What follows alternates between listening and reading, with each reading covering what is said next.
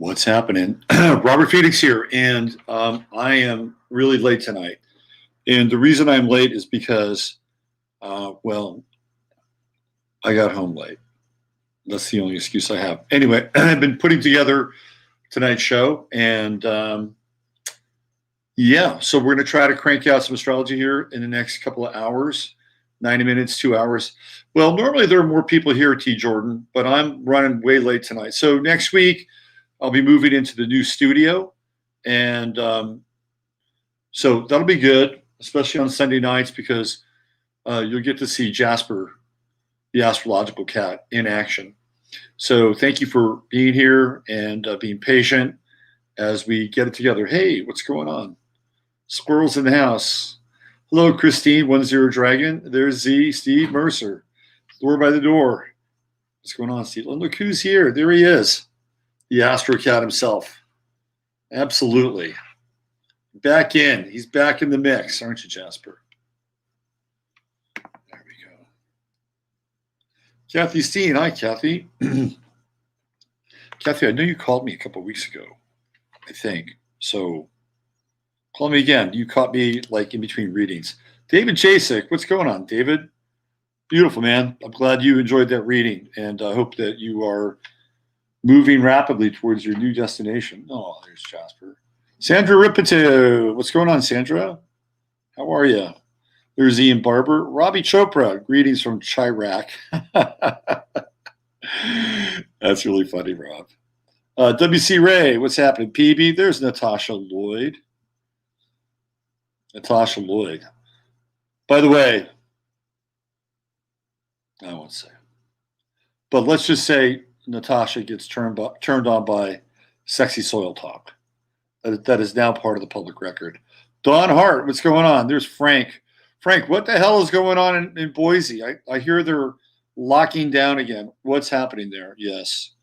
Purple haze all the way. Hey, Leanne, good to see you. Jennifer Rubin. What's going on, Jennifer? Nice to see you. We have Ruben DeLuna. Hello, Ruben. And let's see. Who else? We have Jennifer Rubin and Ruben DeLuna. And you're both from LA. How about that? Welsh Roses. Hello there, Welsh Roses. Good to see you. John G. What's happening? Tamara Garth. Did you guys see the Sunday showing of Fox? Don't recall the program, but Maria is the host. Maria Bartiromo, she's one of their release valves. And apparently, Fox is now starting to dip their toes in this. There's a lot to talk about on the political front, obviously. Hey, there's Carol and Steve. Chris, what's going on? When did you start? No. I didn't start till now. You're good. You're good. I was driving, so it took me a while to get back here. Bit of a late day, so I apologize for that. I've been. Susan Bull. Hello, Susan from Australia. Good to see you. There's Ani. What's happening, Ani? Calling on my friends in the house. Nice to see you. Susie Escobar. Not sure I'll be able to stay for the whole affair. Well, stay as long as you can. Casey and Lex. What's going on, Casey and Lex? Nice to see you, Elizabeth W. All right. We are slowly congregating together. Jasper's here. You like my headphone, don't you? Sydney Powell, Linwood have tons of proof on voter fraud, apparently. So I want to look at the voter fraud thing from an astrological perspective, because I think it's worth talking about. And we may as well just start there and jump right in. Hey, what's going on, Michael? Nice to see you. We may as well just start there and jump right in. Jasper is digging. Jasper is a freaking lover. He's a lover. Total lover. Aren't you? Yes, you are. And you know what's great about Jasper? He's pretty unconditional. He's about as unconditional. Once you get to know him, he's about as unconditional as it gets. Now, Rosie, on the other hand, not so unconditional. Just ask Natasha. She'll tell you. Jane and Austin. Yes, Rob, I saw Sydney Powell on Maria Bartiromo and Linwood on another program. So why don't we talk about election night. Let's talk about it. Hey, Cheryl, good to see you. Hey, and there's Maury. What's happening, Maury? Good to see you. Bang. Bang. If anyone see the potential California fraud from, yeah. Hey, Judy, I was just thinking about you tonight. I'm glad you're here. I haven't seen you around. If I have, I apologize for not giving you a shout out. But I was thinking about you. So I was walking out to my truck to get the rest of my groceries. And the Kraken. Oh, yes, the Kraken. Release the Kraken. Mississippi governor publicly stated regarding shutdown, we ain't having it. Well, how about that? Mississippi governor, we ain't having it. Mississippi Queen. A great, turgid proto-metal song from Mountain and Leslie West, who was about as big as a mountain. Okay, let's jump into it. Let's do our did I make boar burgers? No, I did not make the boar burgers. The boar got parceled off into two types of delicacies. One was smoked. I smoked big fat shank of that boar. I've got an electric smoker, and I smoked it, and it was fan-fucking-tastic. It was really good. And then the other one, I brined both of them, and then one I smoked, and then the other I slow cooked in a crock pot with some, what did I put in there? I have some frozen hatch chilies, which were also, the hatch chilies were roasted. I put them in there, and what else? Some broth and some onion and some cumin, some chili powder. So I got this kind of pulled porky thing, and I got the broth. So that boar pretty much fed me most of all last week. It was great. Totally great. DC police estimated event at 1 million plus. That's what happens when Mars goes direct, which happened. It happened on Saturday, and kind of feels like the tide is turning. It kind of feels like the tide is turning with Mars going direct. I saw a lot of footage, some of which was really positive. Like the one thing I will say about the difference between how the so-called left and the so-called right protest is that the so-called right doesn't have the same kind of anger and vitriol. I mean, they're like kind of loving and happy, and they're not into destroying shit. They are not into destroying shit. The so-called left, on the other hand, has a penchant for burning things down. I think it's pretty obvious that there's a distinct difference between the two, and there was a lot of good energy coming out of Washington on Saturday. You know, what's interesting is that there's this breakaway group that Steve Bannon calls the diaspora, and these are a number of Chinese nationals who have left China, defected, and they have created citizenship here, and they're basically pushing for a democratic China. Now, you know, I don't know if it's going to go down like the Free Tibet movement in the 90s, which went absolutely nowhere, except for all the Free Tibet foundations that were stealing money from all the people that wanted to contribute to Free Tibet, but that's another story altogether. But these people have their own flag, and they're probably about 1,500 to 2,000 of them, and they had their own little area that they were protesting, and because they want a country, they want a different kind of country. They have their own flag. It's kind of cool, actually. I like their flag. It's sort of like an atom and stars, and it's pretty cool. Of course, they were all wearing masks.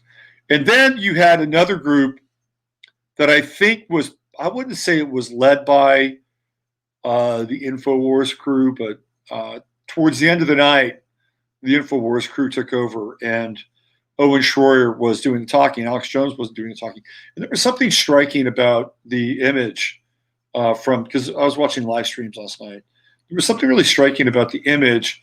And, Owen Schroyer, I mean, I was on a show one time, and I don't know, he was really hyped up, man. That interview that I did with him, he was really hyped up. And it was about the fluoride stuff. And I think he's an okay guy. And I think he's from St. Louis originally, and came off the streets during the time with the run up to the Trump presidency, and he was doing these street debates. And whether he was a plant and good to go on Alex Jones, or whether he was a talent that they like, because he really held his own in these street debates. And he was going up against Carl the Cuck. That's where Owen Schroyer made his mark. And then next thing you know, he's doing the guy in the street stuff with InfoWars. Then they bring him in, and now he's part of the InfoWars scene. And one of the things that was kind of interesting about what he was doing was, I looked at the stage. Well, it wasn't really a stage. I don't know where they were doing this thing. Maybe a small stage, but you could see that he was flanked by a bunch of young guys, most of whom were so-called Black African American, and that was kind of interesting to see. And they were up there hanging out with him, and I just saw like a group of young men, and without much projection onto that scene, it was like they were standing in their power. I could get a sense of some real masculinity finally coming through, and not masculinity that was raging and steroidal, but these guys seem to be really holding space in this Mars direct. It was pretty cool to see. And that was kind of the makeup of the most of their, although there were women there, but it was primarily young men.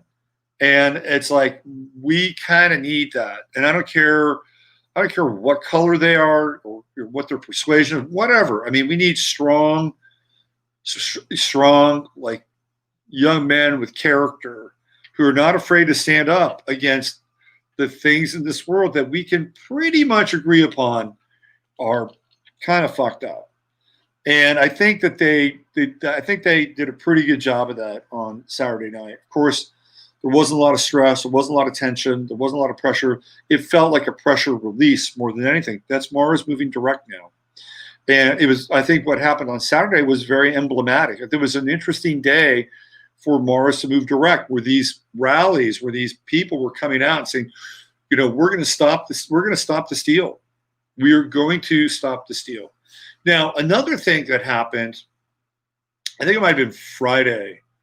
Thursday or Friday. I think it might have been Thursday. And it was the last day of Mars retrograde in Aries. Of course, Friday went station.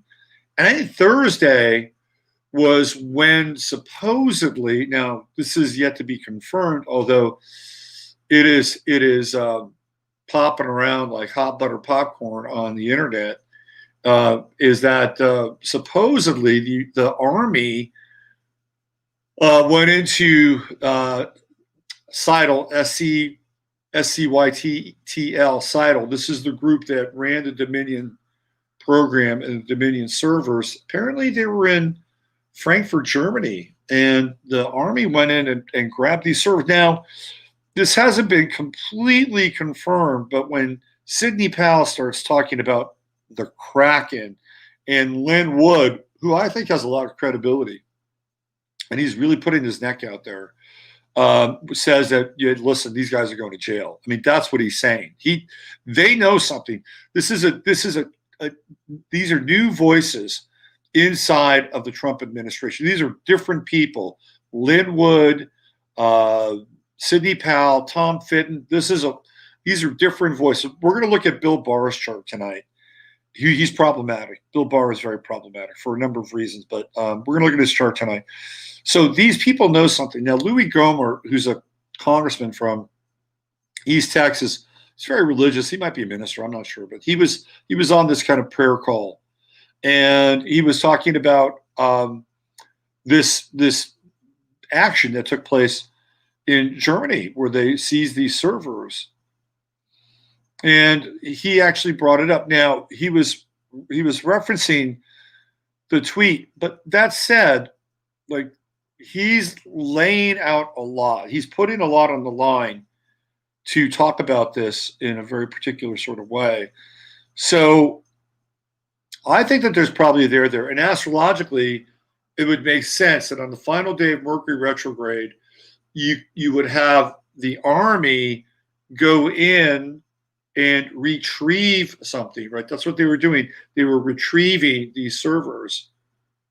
And I think there's probably a there. That said, they probably have enough inside data to present a serious case if they needed to. It's all going to come down to invalidating. That's what it's going to come down to. And if they can prove beyond a shadow of a doubt that the election was not a fair election, then they can invalidate the election. And guess what happens? It goes to the House of Representatives. That's what will happen. Now, from that point forward, I don't know what Nancy Pelosi has in store. Well, by the way, just to let you know, and I'll try to cover more of this tomorrow because I'm trying to keep this as much astrologically related as possible. But apparently, Kamala Harris's husband is connected to the Dominion voting software. That's more than just interesting, and it wouldn't surprise me. The guy is a high-powered lawyer for one of the most powerful global law firms. They have offices everywhere around the planet. So, she's very connected through her husband. And I wouldn't be surprised if he has fingerprints on the Dominion stuff. So the Mars retrograde would make sense in that on that Thursday period when theoretically those servers were taken. Now, we don't know this for certain yet, but people like Sidney Powell and Lynn Wood, who have made a living out of character and out of being able to be honest and live by the word, they don't go throwing out hype. These are not the Michael Cohens of the world, okay? And Michael Cohen was a loyal foot soldier. These are not the Michael Cohens and the Michael Avenattis of the world. They're different. They're very different. And Lynn Wood has proven himself to be a man of character and integrity. Nobody's perfect, but that guy's got a pretty good track record. And Sidney Powell, very similar. She's like a bulldog. So this is going to be very interesting as we move into this week. And we've had a bit of a reset because on Saturday we had a new moon. We were in a new moon phase, and now we're coming out of the new moon with the moon in Sagittarius. It's still fairly new, but when you have that new moon, right, it's kind of a reset, especially in Scorpio.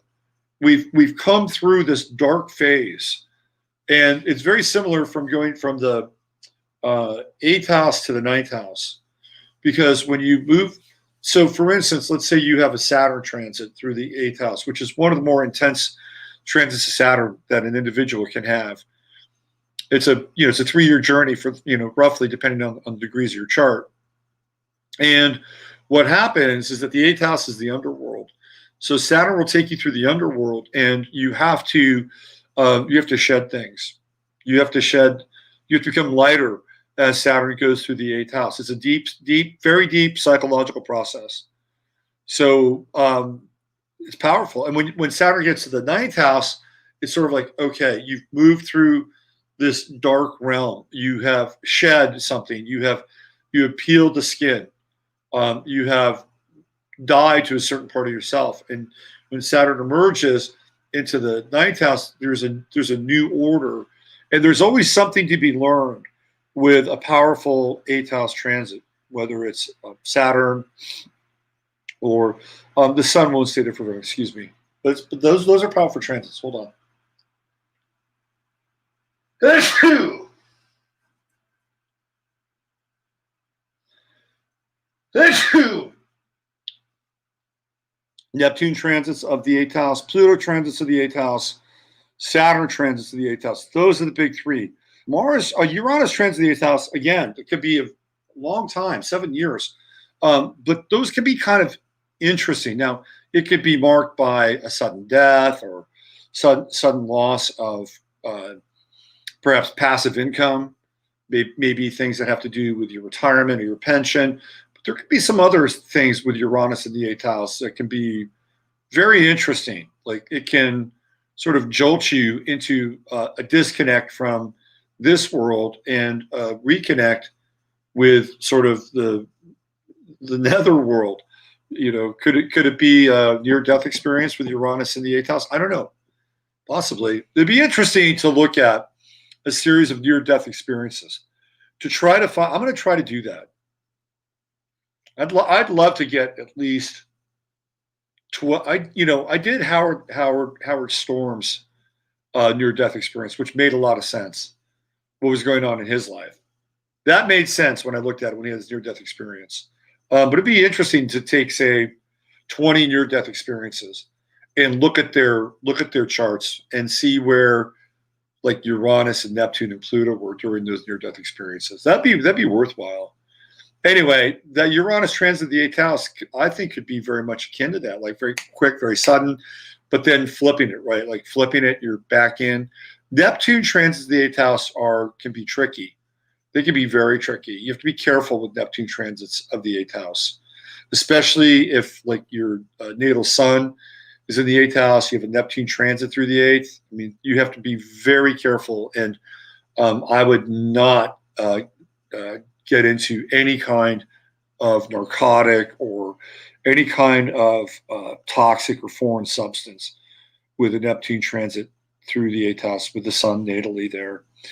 So, but let's just say with Saturn for a minute, you would have a profound kind of transformation, and then you would take that, whatever you learned, and then you would do something new and different with it. So for me, when I had the last Saturn transit in my 8th house, I was 44 years old, and I went through a very powerful time. I went through a time where prior to that, I'd been in the internet distribution world of music, and I was traveling all over the world and shit, and doing lots of deals with independent labels. A lot of fun. I made really good money.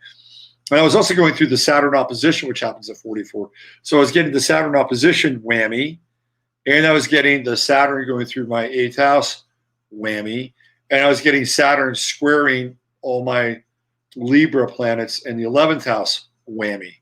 So my social life during that period went from kind of being out in the world to being a stay-at-home dad and talking with stay-at-home moms at playgrounds with my kid. It was a really jarring time. And I was still doing some writing for the website that I worked for. And it was good. I mean, I had a connection to the world, but it was difficult. I went from being in that world to all of a sudden being a stay-at-home dad. And the business that I worked for and got bought by another company, and they got a lot of cash. And they made a really big marketing push, really, really big marketing push. And so I was like trying to get away from that world to try to settle into this new role. Meanwhile, like I'd watch the final, the NC2As, March Madness. And the companies to work for, they were running commercials during freaking March Madness. And they were running banners, flip banners during March Madness. I couldn't get away from it. When you're dying to something, you can't get away from certain things. Let me scratch my ear. Because you have to keep going over and over something until it exits your corpus callosum, right? So I couldn't get away from this thing. I was like, fuck, man, this is too much. Here I am. I'm trying to do this other thing. I just keep getting reminded of the place that I came from. And I went from like 5th gear to 1st gear. And so I had to go through this process. I had to die to that. And then I wound up doing this concert with this guy, Paul Horn. And it was a very powerful thing for me because it allowed me to heal something from my past that I got an incomplete on. And so I was able to really heal that. And then when Saturn moved to my 9th house, it was like I died to what I'd been doing before. And then I completed something that was really unfinished. And it was a big gap in a certain phase of my life. And then I went back into the music world thing, but it didn't really work. What happened ultimately was I wound up doing this. And that started to really take place for me right around 2008. So that was a big deal. It was a really, and it felt like I had to go through sort of letting go those last vestiges of the things that were behind me, and so I could actually open up and do something else. So those are, that's how an 8th house transit, especially with Saturn, works. And I know a lot of you who have had Saturn going through your 8th house are having it leave now, or getting ready to have it leave now, and that's a big deal. So congratulations to all of you for making it through the Saturn 8th house transit. And for some of you, you still got Pluto there. A lot of you folks are going to be Gemini rising people because of Sagittarius on the 7th house cusp, and then you have Capricorn in the 8th house. So a lot of Gemini rising, some late Taurus rising people. This is what you got. And congratulations, though. You're getting ready to graduate. You still have Pluto there, and that's another big time transit of the 8th house. So what we did essentially, and this is kind of interesting because the one thing that's been fascinating about Trump are the astrological aspects and phases that have been connected to his presidency. I don't remember another presidency where there was so much going on astrologically at pivotal times with him and what was going on in the world. So just like on election night with the Mercury station from Mercury retrograde, I mean, I had never encountered that before in any election with any president. Like, these happen once every 4 years. So to have Mercury station on that night is almost unheard of. And what happened? Well, they just stopped counting votes. They just stopped counting votes. That was a complete demonstration of Mercury station. Count, count, count, count, count, count, count, and then stop. And then you wake up in the morning and all of a sudden Mercury's gone direct, and like, well, they were counting votes, but those votes weren't there before. They brought these other votes in. It was sort of like there was almost like this void of course. And there was this voice, all right, let's insert this shit in here. Let's do this while everybody's asleep. So they wake up in the morning, big middle finger. So that's very unusual. So now we're trying to reconcile this Mercury station on election night, which I think will probably wind up in an invalidated election. I was, because we were in uncharted territory, and I did not understand how this Mercury station was going to work out, but I knew it was significant. It was very significant. Now it's looking like we're going to have an invalidated election. That's what it feels like. That's how I think that it will resolve itself, because there's no there. There's no. It's just like a flat space. Mercury retrograde would be something along the lines of somebody getting elected during a Mercury retrograde and it being not a great thing or not a great social contract for the people, and maybe that election wouldn't stand. But Mercury station is very unusual, highly, highly unusual. So to me, it feels like we're headed towards the invalidated election. But you see, I mean, there's been a lot of stuff around the Trump presidency in these very intense astrological aspects. So here we go. We got Mars direct, and it's happening on a new moon. Boom. In a new moon. And in the United States chart, the 4th house of the United States is ruled by Mars, or Aries. So it would be ruled by Mars. So that Mars direct was happening right there in the U.S. chart. Now, the U.S. charts Ascendant, I think it's 12 Sag. So that new moon was taking place in the 12th house of the U.S. chart, which means that there was something transforming. There was a changing, kind of a changing of the guard in some way. And it's a shame that none of the mainstream media really played a lot of these gatherings in D.C., because it would have shown a very different side to the whole sort of, dualistic version of the protest story. Very, very, very different. Although there was some violence.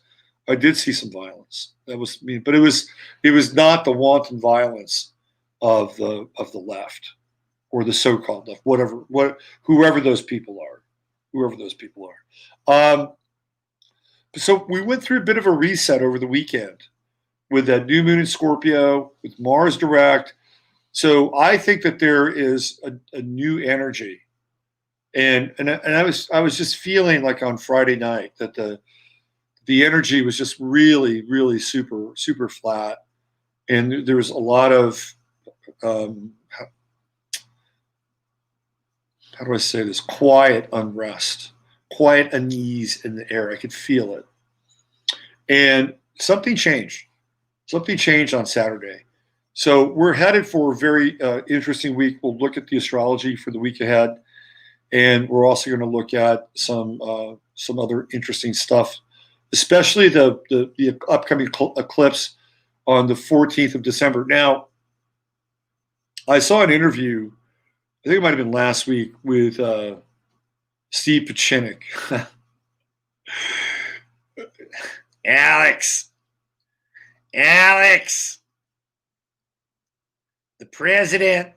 I got to get my Pachinik on. Anyway, he said on the interview with Alex Jones that this would be done by the 14th of December. It'd be finished by the 14th of December. And that's what I said. I said that a couple of weeks ago. I said that this thing is going to finish on it's not going to go all the way to the 20th. It's not. It'll be done by the 14th. And I'll show you why I believe, because there were two versions of this for Trump with this eclipse, and we'll get into it. And one version would be that it would really end everything for him, and he would be done with this eclipse. But the second version was that the election would resolve itself. And this was even before all the bullshit went down. That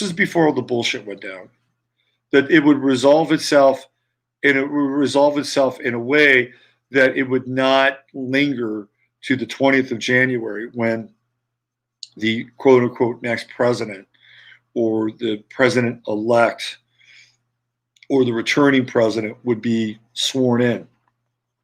So we're going to look at that chart. Once again, we'll pay a return visit to that.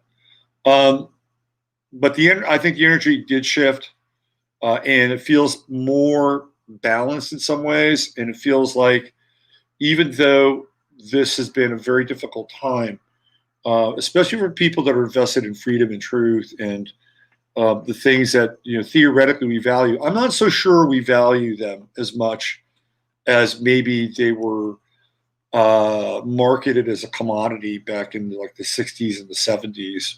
I see a lot of people who don't value freedom and truth, and what they value more than freedom and truth is security and little lies that are covering up for the great big lies, the small lies that are the algebra for the great illusion. And that's what I see more than anything. And people, I think people are a combination of scared, in a trance, and just overwhelmed. I think it's a combination of all three. Overwhelmed, in a trance, and scared. Well, they better wake up, because I'm telling you, we've got major issues on the horizon. Big issues having to do with lockdowns, having to do with the cutting off of resources, which is coming, by the way. There have been 3 states that have stopped lumber shipments. This is very important. You need to pay attention to this. Herr Whitler in Michigan has said that she's going to essentially pass a law, make a mandate, wave her magic wand, whatever, to stop pumping gas from Canada beneath Lake Michigan, because she thinks it's bad for the environment, even though that pipeline has not worked. Has never ruptured. It's worked perfectly. It hasn't ruptured. So they being Klaus Schultz and the World Economic Forum and the global toadies and China and the players are, and they're even players in this country. What they want to do is they want to hit us hard with the austerity hammer, and that's coming. It's coming here with the Saturn Jupiter conjunction, because the last time we went through the big lockdown, Saturn was in Aquarius, and they said everybody's going to basically grind to a halt on a global level. You're all going to feel the pain. You're all going to feel it. Now, this time around, on the 21st of December, when these two luminaries make their shift, Jupiter is going to be in play. Now, Jupiter can do one of two things. Number one, it can expand the power of Saturn. Remember that. It can expand the power of Saturn, and that can happen, and it can manifest in a number of different ways. So let's say all of a sudden people begin to kind of rub their eyes and go, these guys are fucking nuts. This is the future they want for us, right? Jupiter can expand that so people can get a bigger sort of picture and see that for what it is. Okay, that's one thing you can do.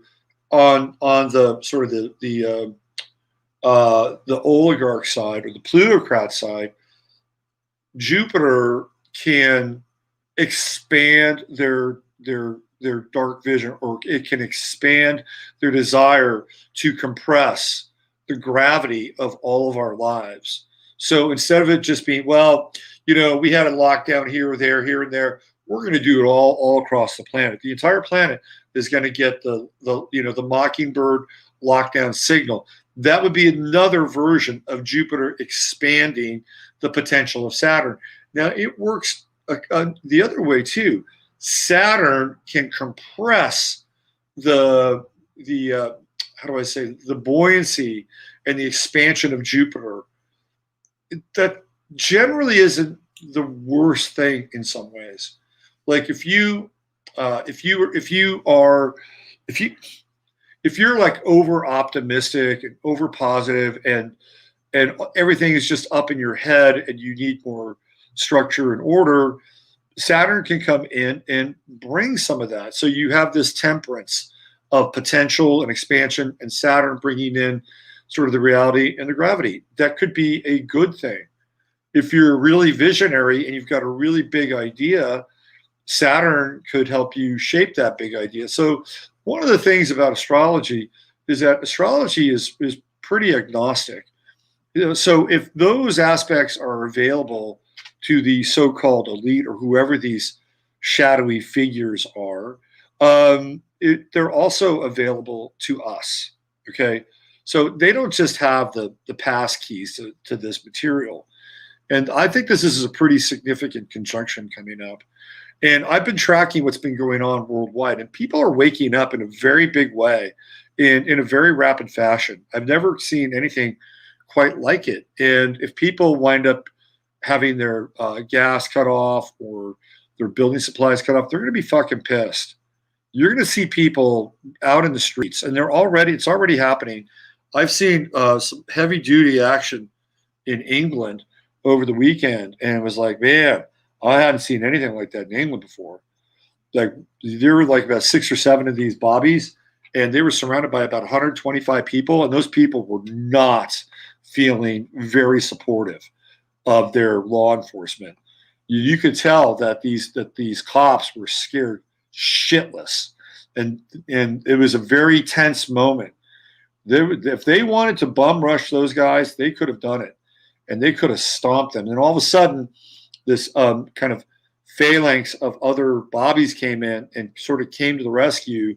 Well, I'm gonna call it their rescue, but then they started to kind of get heavy with the crowd, and it was you could, when you watch some of this stuff, you could watch these dynamics in real time, and it's almost like watching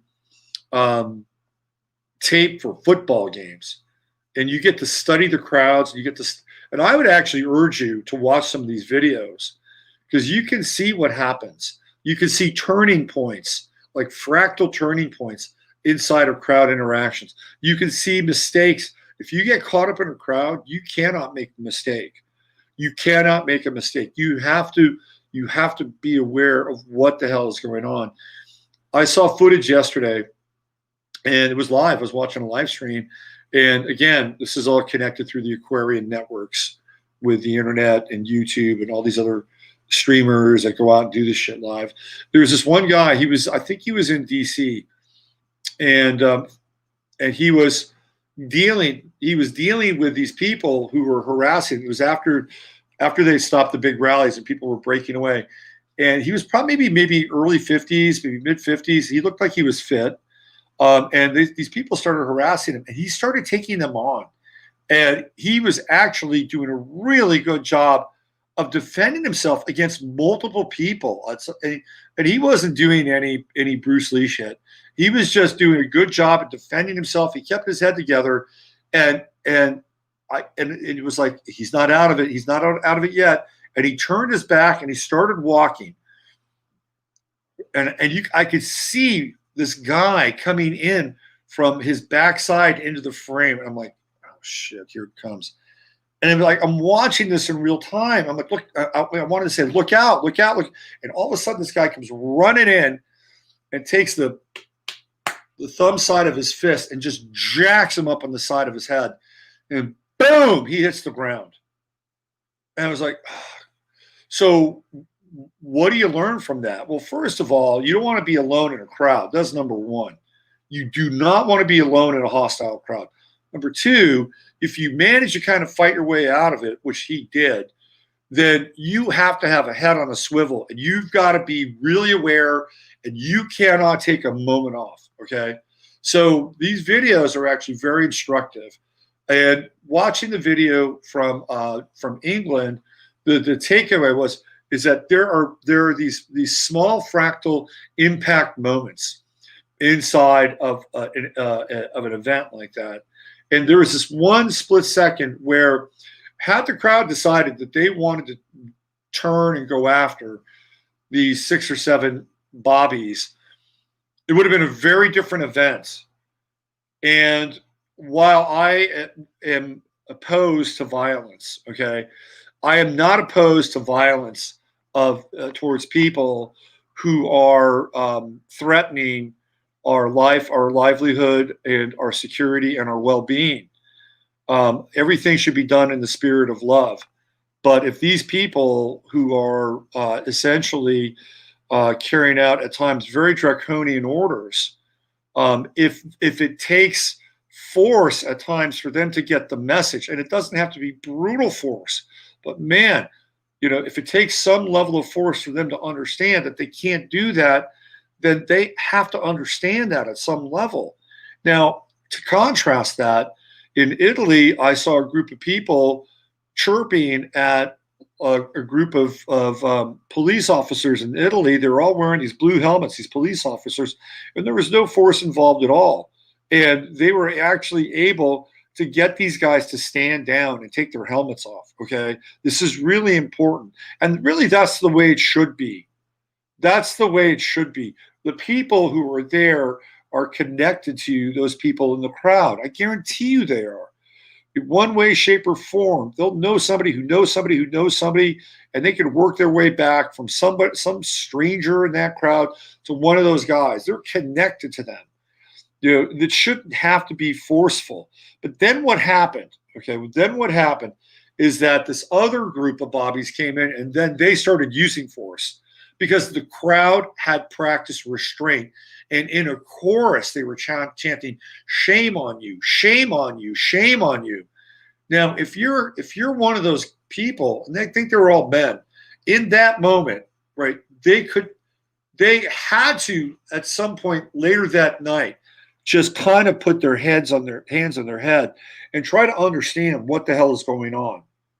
They'd have to do that. They would have to do that, because then this other group came in, and then they started like scooping people up, and they were very forceful.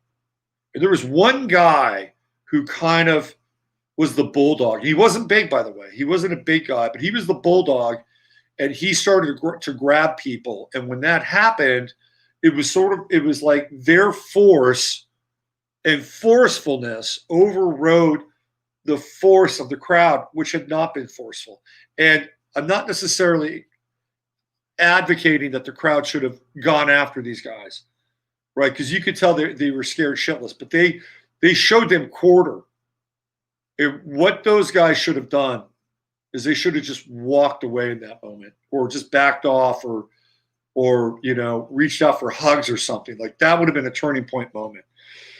But then because there was this kind of standoff, that's when the force came in.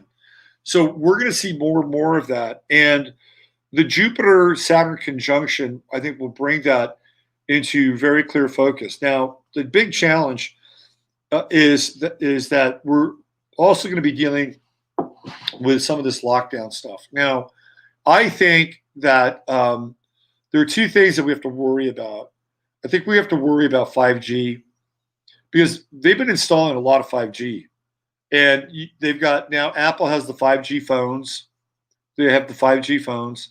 I think it's, who is it, Verizon or AT&T. They've been flipping on the network. They've been installing 5G inside of schools. So 5G is something that we need to really be aware of in terms of how it could really impact our health and potentially make it even look like a virus. And I know we're into the flammable Andy Kaufman territory, which has been, how shall we say, kryptonite for certain people who deliver this information. But it's something that really needs to be discussed and addressed. The other thing that we have to be really aware of are the seasonal flu shots, because one of the things in true Gemini fashion that they've been talking about is the twindemic. So it would not be, you know how many people have gotten sick from the flu shots. I mean, I can't tell you how many times my mother has gotten a freaking flu shot and she's gotten sick, and I tell her, don't take the flu shot. And she takes the flu shot again and again and again. So this is something that people need to be really very clear and very aware of, that what might show up as a COVID-19 infection could indeed be another strain of COVID. It could be the flu. And the way that the testing has been set up through the PCR is that they just completely sample, oversample, and they go into your DNA, and they'll find bacterial matter, and they'll find all kinds of shit in your DNA until, guess what? They find something, right? And that's where we get the false positives. What did they find? Well, they didn't find coronavirus or COVID-19. They found something else. And that's why Kendrick Bourne can test positive 2 times in the last 2 weeks and have 3 negative tests after those 2 positive tests, and then wind up playing a game of football today. The tests are completely fallible. They're extremely fallible. But that said, if you could probably find, without too much digging, the remnants of what happened with a flu vaccine, right? So this is what we have to watch out for as we move forward, as they engineer this next phase of the lockdown. And this next phase, I'm going to tell you right now, will not be like the other phase. The next phase won't have anything to do with, well, there's essential and non-essential. Guess what? Everybody will be non-essential at that point, because they're going to want to cut off any points of contact with people. And that includes any small business, any restaurant that has food. Even the food delivery stuff might get cut off. And things like people that would come into your home and fix your pipes or fix your wiring, or you dropping your car off and fixing your car, those things could actually be halted. They could be totally halted with a very drastic lockdown. And you can see this already happening now. They're putting this into place, and they're hoping, they're really getting it into place so that when Biden becomes president, all of a sudden it's all there ready to go, and then boom, they lower the boom, and now we have Zeke Emanuel, and we have the neocons and the medical neocons in lockstep with the World Economic Forum, the United Nations. Oh, by the way, I saw, again, predictive programming. You better be aware of this, that I saw on the crawl last night on the news that the United Nations has said 2021, remember now, 2021 is the year for Agenda 21. This is the year they kick it all off, right? They started in Agenda 21 or 2021, and they finish it by 2030. This is their decade-long march to the Smart Cities program and all that stuff, right? So on the crawl, it said that the UN has projected that 2021 will be one of the years, they'll experience one of the worst famines in many, many years. So you got to remember that, okay? Remember that. Now we're not going to have food.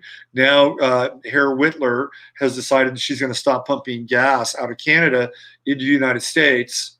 So you got to add all this stuff up. Well, why? Because they want to bring a level of austerity to our lives that has never been seen before.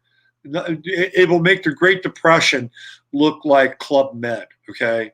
This is what they're planning on because they want people. So this would be another version of the Jupiter-Saturn conjunction, right? It'd be the Jupiter-Saturn conjunction where they will expand the austerity, the hard austerity, the cold light, the cold Aquarian light of Saturn in Aquarius. That's what they'll do.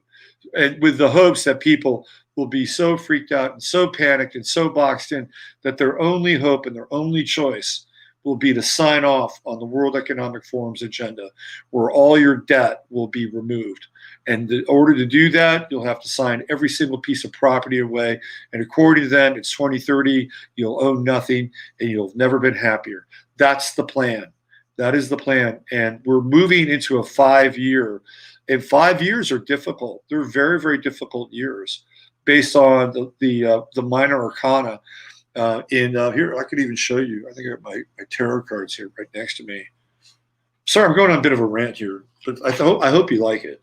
I hope you're into it. So I'm going to show you some of the fives. Of course, it's the Crowley deck, and I didn't. Okay, so here we go. 5 of discs, right? 5 of discs, right there. What does it say? It says worry, worry. This happens with your financial situation. You know, in the Rider-Waite, it's that picture of the person who's on a crutch walking outside. It's snowy, and you look on the inside, and the people are drinking, you know, Christmas rum punch or whatever, and he's left out in the cold. You know, that's the 5 of discs. Okay. So what else do we have in terms of fives? 5 of cups, disappointment. Disappointment. This is when everything just emotionally just goes wrong, and the things that you wanted for, believed in, things you wanted, believed in, needed, hoped for, you know, all the cups are just, they're dry, they're empty, and out of them are these poisonous tubers, right? That's what's happening with the 5 of cups here. Sensing the pattern, sensing the theme. 5 of swords, defeat, mental anguish, you know, and all these swords, all these they're all pointing downwards, right? These are all satanic. These are pentagrams that are all pointing downwards, pointing downwards. Here we go. What is this? Is this Mars and let's see, Mars and Gemini. Mars and Gemini right here. So this is defeat. It's like, oh, we're crushed. We don't have any resources. Our emotional lives our lives are bereft of emotion. Our dreams, our hopes, our wishes, our loves, our cups are empty. And because of the conditions around us, we experience mental anguish and defeat. Okay? That's how the fives work. There's one more.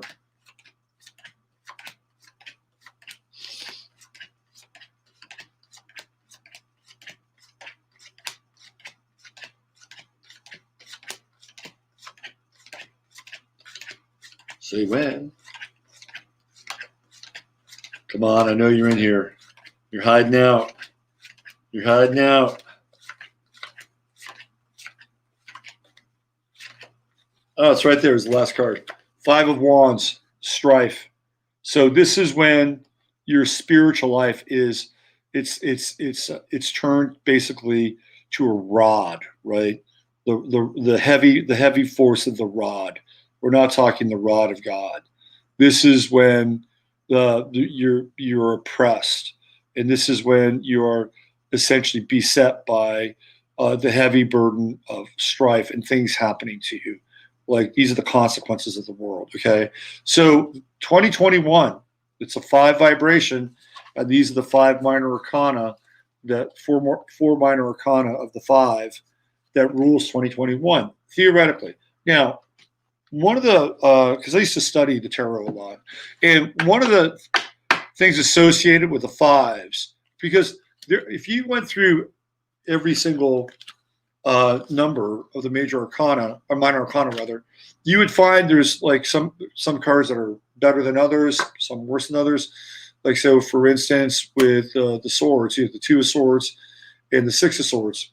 Two of Swords, crossroads, weighing things out, kind of a mental space. Four of Swords, more that. And then you get into, what is it, the Six of Swords, which is about starting a new journey. And then you get into, what is it, let me see here. You got the Two of Swords, and then you have the Ten of Swords, which is terrible. Terrible. All right, so let's just go. Yeah. All right, I'm sorry. I was getting off on a tangent there. We're just looking at the fives and not necessarily the suits, okay? Or the energy. So what I learned about the fives is that the fives tend to be self-fulfilling prophecies, because some of the other numbers, there are outs, right? Like, but the five is self-fulfilling prophecy. So you have a way of dealing with the five energy, especially when it comes up in like a personal spread. If you're looking at it, like, what do I need to learn from this? You can go through the experience and you can address the experience. And then what do you need to learn from it? Because the ruler of the fives is the Hierophant. And the Hierophant is the Pope of the deck. He's the Pope of the deck. I'll show you.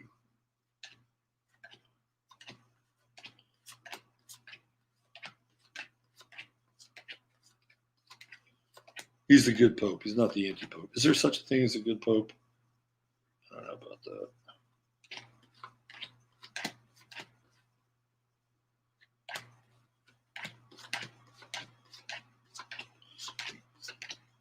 Come on, Popey. Where are you? Is he be the last card again? That'd be interesting.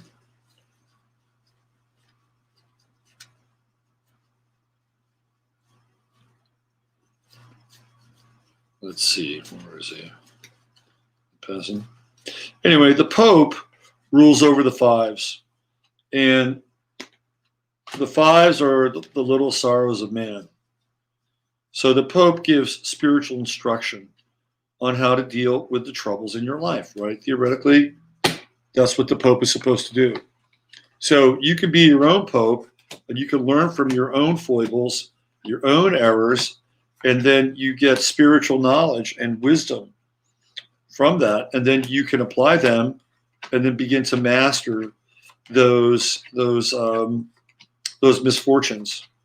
And that's basically how the fives work. And one of the things you don't want to do in 2021 is you don't want to lose your head.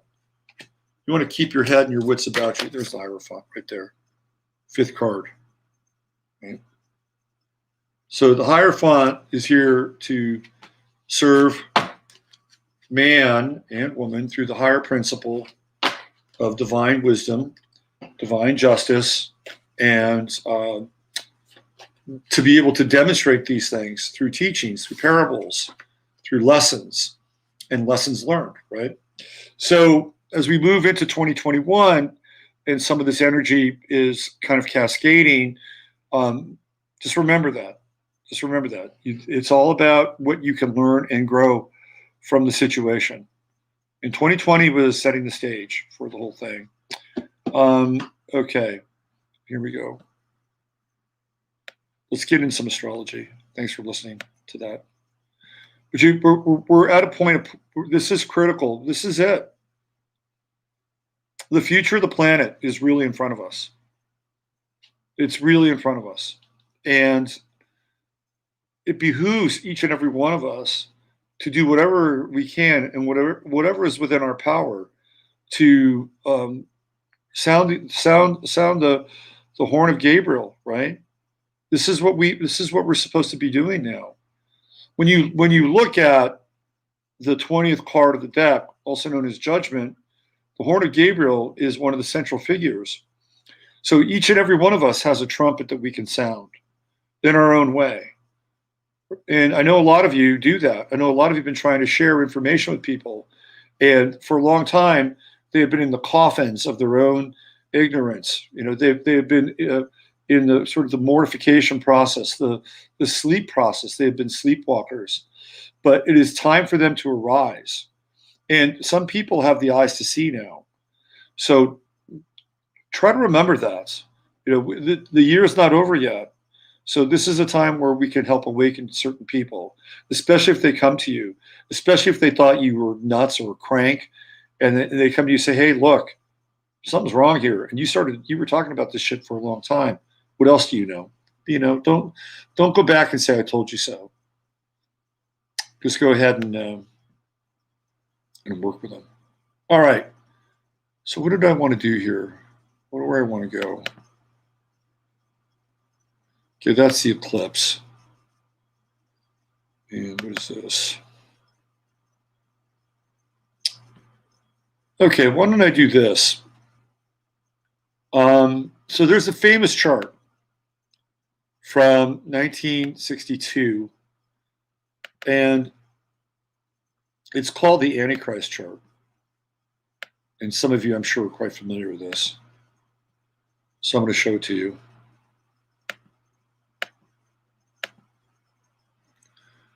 So this is the Antichrist chart, or this is what some people have dubbed the Antichrist chart. Well, why? Well, it's because of the preponderance of planets in the sign of Aquarius. And for some reason, I just chose London for this chart. Don't know why. Just London. Anyway, so theoretically, this person would be 58 years old. Now, I'm not saying that this is the chart of the year. It's just a chart that's been loosely identified because of the potential with all this Aquarius. All this Aquarius, probably the most Aquarius we've ever seen in the modern era, for sure, with Mars, Juno. I mean, look at this, man. Look at this. It's crazy. Craziness.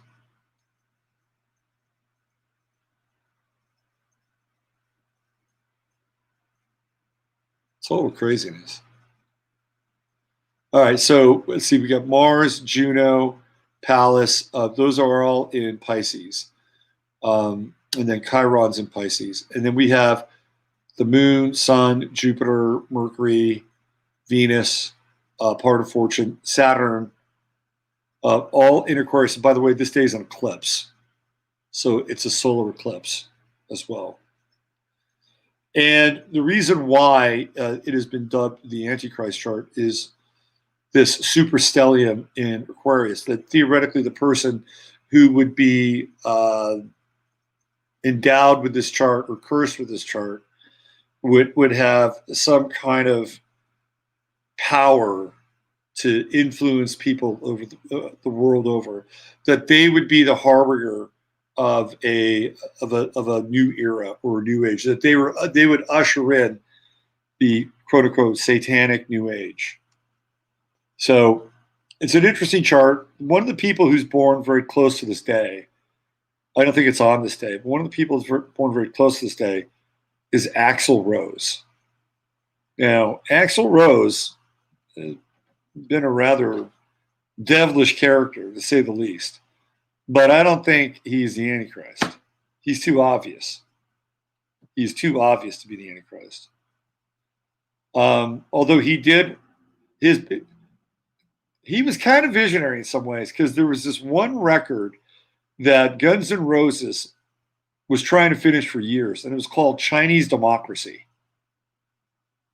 And I think Axel was kind of onto something there, but I don't think he's the Antichrist. Another person who's born right around this time is the country western music singer Clint Black.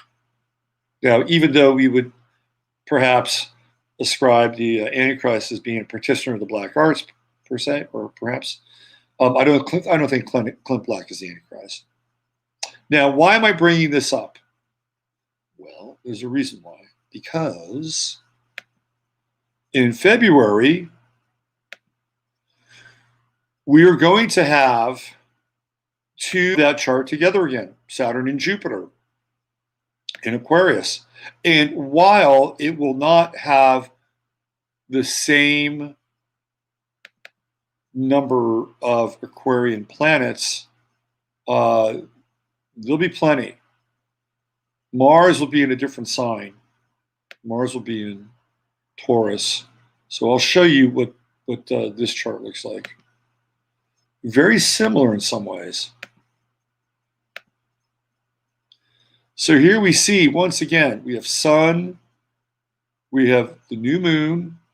This is going to be on 2/12. Pallas is here, Mercury, Venus, Jupiter, and then Saturn. So the only player that's not in the mix is the South Node, and, well, Mars was in Pisces, so Mars wasn't even in Aquarius.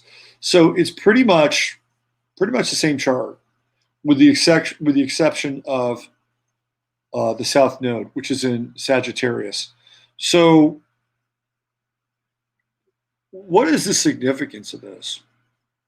I mean, we've had Saturn in Aquarius happen in between 1962 and 2021, and that was in 1991, 1992. But Jupiter wasn't there. Jupiter wasn't in Aquarius. So we haven't seen this superstellium since then. Could it mean that the Antichrist would play his hand right around this time, or her hand? Who says it has to be a him? It's interesting because we are coming into a point in time where the conditions for a very powerful, very charismatic figure to pull us back from the brink of absolute and utter chaos and disaster, to bring us into a period of cohesion and alignment for a very brief period of time. These conditions have never been more prevalent than they are now. Whether it has to do with the breakdown of the social order when it comes to things like voting and the social contract, or when it comes down to the breakdown of the social order because people are being forced against their will to not keep their business open, to stay at home. There's a great deal of chaos and strife, more so than almost at any other time that I can remember in a lot of ways. And with the odds, with the stakes being just incredibly high right now, we've gotten to this point where it's almost like you push in, with all your chips, and we're coming to that moment, the all-in moment. It's almost upon us here, and there's no turning back from this time. We will never turn back from this time. We will only be able to go through it. And the only thing that could theoretically bring us back from the edge of this chaotic abyss in some ways, it's not the only thing, but one of the things would be a third-party event, which would be somewhere along the lines of, an alien invasion or whatever, fake alien invasion. Or it would be a very charismatic individual that steps into the scene somehow and offers up something beyond belief. Let me give you an example. Let's say, for instance, we have the World Economic Forum come in, and their goal is to basically have everybody sign everything away so you don't own anything and you get UBI. What would happen if somebody else came in and said, I have the resources to match that, and these people will not have to give away anything or sign off on anything? What would happen if somebody like that emerged and basically put the kibosh on the World Economic Forum? Don't you think people would be like, well, who is this person? What are they about? Do you think they'd be grateful? Do you think that they would be grateful? Of course they'd be grateful to have everything, just about everything they own, ready to be taken from them, and in the last moment have somebody come in and basically bail them out. Of course they would. They'd be indebted to that person in some ways. If not legally, and perhaps spiritually. So I'm just giving you some things to think about, because we're getting very close to those conditions. And I haven't seen, and I'll show you the Synastro chart when you put them together. You can just see how closely aligned those luminaries are. You see it? You see it all over here? Right there. Look. So the center ring is 1962. And this is the cluster, the stellium, the superstellium of all the Aquarian planets for 62. And here we go. This is the superstellium from 2020. And Pluto is on the part of fortune at that time. It's interesting. It's very interesting. So we're headed into that phase, right? We're headed into that astrological timeline. So what will we see in the first quarter of 2021 when all this is lined up? And by the way, I think this is the peak period for the cryptocurrencies. That's my sense. That's my sense. Because I think something will happen with the money in 2021. There are some places that won't even take cash anymore. So this could be the run-up, the very peak, the final peak of the cryptocurrencies. And they may move into one, or there could be talk of moving into one currency right around this time. I could see that. So or maybe shortly thereafter. But I feel like this is the crypto peak right here. So these are very interesting times, and you're bearing witness to something that very few generations, like we've been through resets. We had God, I'm blanking on his name now. Jeez, Jared. So he'll come to me. We had Jared on the show. Jared, not the guy from Subway. We had Jared on our show on Friday, and he was talking about a reset phase, and he gets into a lot of stuff, not just a reset phase, but that's part of the area that he covers. So now I'm just going to be really pissed. Hold on, and as I type it in, sorry, it's been a long day.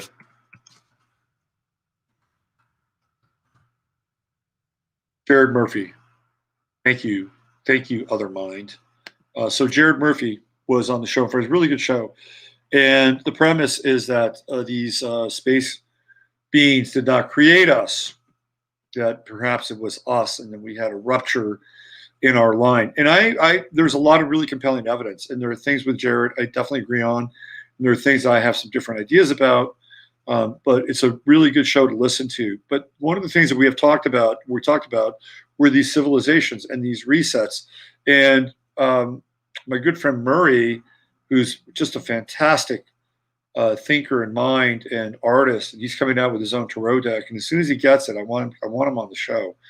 And he was talking about how we've just become these degraded copies of what we once were a long time ago, very long time. And I would agree with that. That what we were able to do with our brains and how we were able to shape the contours of reality through our thoughts has become just completely atrophied. And so I think that there wasn't just civilizations and resets. It's been the human resets, but it feels like every time it's happened, we've been stepped down more and more and more and more and more. And I think we have the opportunity here to do something else, to step through something else. I feel like the reason why is because I think there's a level of awareness that we have now, historical context, genetic memory, that we have a level of awareness that I think might be able to phase shift us, into this, this other timeline that I really feel like we were headed towards in 1962, which was the second year of the Kennedy administration. And when Kennedy was assassinated, and I do believe he was assassinated, and I've given you my reason why, is because one of my clients' husbands worked on his brain in emergency in Dallas. So there was not a fake Kennedy assassination. So we were taken off a particular timeline at that point in time, and a whole new reality was inserted into the collective trauma field. It was Johnson, the war on poverty. It was, it was the Great Society. It was all that shit. And it really took us away from that Kennedy timeline. And we've been trying to work our way back towards that timeline. And every time we kind of get to a juncture, something happens. Whether it's, Gulf War I, or whether it's 9/11, or whether it's now the coronavirus. Every time we sort of begin to fork back towards that original timeline, which is still a current that's running, by the way, something in our consensus reality, takes the pipe wrench and then yanks us. And now we're, having to deal with another shock to the system. But I feel like we're getting closer to that timeline. And I think Trump is kind of instrumental in that. Whether you believe he's the Antichrist or Apollyon, or whether you think he's the greatest thing since George Washington, I don't think it really matters in some ways, because he's instrumental in getting us back to that timeline that was happening during the death of Kennedy, or during the life of Kennedy, and it got altered. And if you look at some of the parallels, which I've talked about before, they're striking in sort of comparison, that both Kennedy and Trump are Geminis, that they both had very strong father figures in their lives. They both lost an older brother, right? So John F. Kennedy's older brother was Joe Jr. was killed. So both Trump and Kennedy lost older brothers, which was kind of interesting. What else? You have that strange picture with Rudy Giuliani dressed up as Marilyn Monroe, and Trump, feeling Rudy Giuliani. There's a lot of really weird parallels with Trump and JFK. And even this idea that JFK Jr. was part of the Q mythology. So I think Trump is instrumental in getting us back to that timeline. And that timeline was one where we were cohering. We were beginning to cohere. And we haven't been the same since then. And we certainly haven't been the same since 9/11. And 9/11 was another one of those kinds of, we're going to go this way, and then 9/11 happens and moves the train back in this direction. So I think 2021 is going to be a really pivotal year, extremely pivotal year. And we're going to see what we're made of.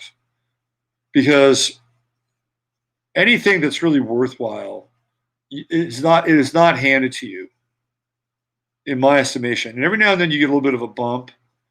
But anything that you've ever really worked hard towards, or anything that's been worth something, you've generally had to work for it in this lifetime. Most people do. If you don't, you don't always appreciate it. So I think what's happening now is we're being forced to work on this stuff and try to understand and figure out how we're going to get through this time, keep our wits about us, our head above water, and really make very good choices. Even with at times limited resources, and not falling into the sort of this sort of really dense field of people just going along with the program. Like, you cannot go along with the program now. I'm sorry. If you go along with the program, you're signing your own, not only your death certificate, but you're signing the death certificate of generations to come on this world. If you believe in the sort of procreation and lineage and moving on and existing through others in time, you're signing their death warrants too. So you can't go along with the program. And that's what Aquarius is really good for. Aquarian, contrarian. The words rhyme. And this is also very much in alignment with the true node in Gemini and not really going along with the program. So today I went to this place to eat. And, it was an outdoor place. I'm placing my order. And this woman who's at the front, she's taking my order. Remember, it's outdoors. She's asking me to wear a mask. And I said, oh, I've got a underlying condition, which I do. I'm not lying. I do. And she said, okay. And then she stepped 6 feet backwards. I'm like, my God, really? And she's wearing a mask. And she also had an upside down pentagram on her arm. She had all these tattoos. So she had the satanic pentagram on her arm. And I thought to myself, how can you be truly satanic and be an order follower? And I'm like, huh? That doesn't work. You may as well be a Christian. You may as well be one of those Christians that was hanging out at our event and, obeying the. I mean, that didn't make any sense at all. I mean, if I was a Satanist, I wouldn't wear a fucking mask at all. Because, that's not what Satan would do, right? Satan would be like, fuck you, I'm not wearing a mask. I just didn't understand that at all. I don't know. I mean, really, was that tattoo just for effect? I mean, if it wasn't, I think she really needs to revisit her satanic oath. And maybe she should be a Christian. Maybe she's in the wrong faith. Anyway, I didn't conform. I got my food, by the way. I didn't conform. So, all right. You can't go along with the program. I'm sorry. You go along with the program, you're signing your death certificate. You got to figure out a way to not go along with the program. Whatever that is. However you do it. All right. Okay, what do we have? So Bill Barr, who has been sitting on his fat ass most of the time in the current administration. I know I have a feeling why Barr was there. Barr was buddies with what's his name? The guy that ran the impeachment process. It's like I'm not even thinking about the guy anymore. Anyway, he was buddies with him. So Barr was the cleaner for Trump. That's why he was brought in. He was there to clean for Trump and to make sure that Trump did not get impeached. He was also there, I think, to step in front of the Epstein stuff. I'm pretty sure of that. Because he was Epstein's lawyer at one point. And his father hired Jeffrey Epstein to work at his school. And his father wrote that book, Personal Spaces, right? Like 6 feet, which is a sci-fi porn novel that included children, like really weird shit. So I think Barr came in to be the fixer for the impeachment process, and then part of the deal was that he was gonna run the Epstein thing. That's what I think. But Department of Justice has been worthless. Now they're going after colloidal silver. Imagine that. We've got massive amounts of voter fraud, and they're going after colloidal silver. Anyway, I wanted to bring his chart up here. So I don't have his birth time, but I tried to kind of approximate it. So I actually have him as a Virgo rising. Should be about 1:10 p.m. in the afternoon. Saturn on the ascendant because of the relationship with his father. His father being kind of a central figure, a teacher. Well, not just a teacher, he ran a school. And Barr has been back and forth between being a lawyer and a public servant. He was on the board. He just came off the board of some company. What was it? It's pretty significant. He'll come to me. Anyway, so he's a Gemini. Imagine that. He's a Gemini, and I've got his sun up here in the 9th house because, number one, he's a lawyer. Number two, though, he's been a very duplicitous lawyer. He wrote the legal brief for the Bush administration to go into Panama and extract Manuel Noriega, right, another country, which was kind of unprecedented. Like, we went down to Panama, basically shot a lot of people up so they can get George Bush's cocaine business partner, who was getting ready to leave the res, wanted more money. That's what all that was about. Anyway, Barr wrote the legal brief for that. He argued that it was legal to go in and remove a head of state from another country. Imagine that.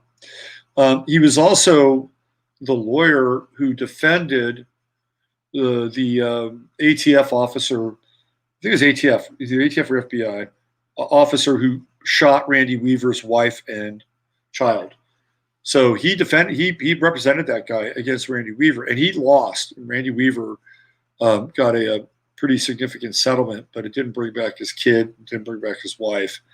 So Barr's got very shady alliances, and some of his legal positions or hatchet jobs were just he was a hitman. Barr is like he's a legal hitman. So I've got him with Saturn on the Ascendant and Mars over here in Virgo. Now, a lot of this stuff is hidden away and tucked away, like Pluto, Moon, Venus, Vesta, True Node, Aries, all very hidden, tucked away. You don't really, he's shadowy. Barr's kind of a shadowy guy. And this is other people's money, obviously. So I think he's doing probably pretty well in that world. And then here we have Jupiter on the Descendant, close to the Descendant in Pisces, which would be litigation. Sorry, I'm getting tired, a little burnt out. So litigation, that would make sense. The thing that I see with his chart, the transit, even though I don't have it up here, but I think it's pretty significant, is number one, the South Node in Sagittarius. It's getting very close to hitting his Chiron. Because I think, where is that South Node at now? Right around 20 or 20, I think it's around 20, 23, I think, 23. So that South Node is getting very close to hitting his Chiron. That's going to be tricky for him because, number one, we've seen that with the South Node in Sagittarius, a lot of the legal stuff has been really kind of rolling downhill. Law, order, precedent, that's all kind of going away. And with the True Node in Gemini, we're sort of making it up as we go, right? So he's got that South Node coming in on Chiron. It's going to be interesting. He could be exposed. But that's not the aspect to me that I think is the one that could be the most troubling for him. It's the opposition with Neptune to Mars right here. And with the Neptune-Mars opposition, I think he has to be careful. And I think he has to be careful of the aspersions of others, meaning that there could be circumstances, or there could be charges, or there could be things levied against him in a way that he may not necessarily be able to defend himself against, whether they're true or not with Neptune, because Neptune could be quite the opposite. It could be a falsity or a falsehood. However, it could also bring something out that could expose something as well. So two things could be equally true with a Neptune-Mars opposition. The other thing is that it could also represent him disappearing. I could see that. I could totally see William Barr disappearing. Now, if Trump if he somehow manages to get back into office, I don't think Barr will be there. In fact, it would be insanity if he kept him there. Although, his personal choices for people in his administration must have some deeper. Must be like 10D chess. John Bolton, I never got anyway. But I could see him disappearing. That Neptune-Mars opposition could also very much relate to something like imprisonment or being hospitalized, just disappearing, right? Disappearing. The other thing he's got going on, he's got a Saturn-Pluto opposition. Now, Saturn moves really quickly this year. Saturn gets to 13 degrees by almost, June? Like Saturn and Jupiter are ripping this year. Jupiter goes all the way into Pisces by late March. I mean, it is like, Jupiter's like a missile. And then it begins to go retrograde. And Saturn is quick too. Saturn is very quick. Like, I remember when Saturn went into Capricorn, and that was in the 21st.